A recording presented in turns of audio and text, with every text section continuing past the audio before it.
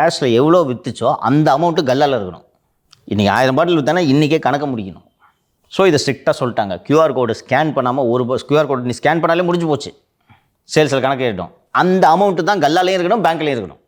எக்ஸஸாக ₹1 இருந்தால் கூட என்டையர் ஷாப்பு சஸ்பெண்டட். ஸோ இது செயல்படும் என்று நம்பலாம்.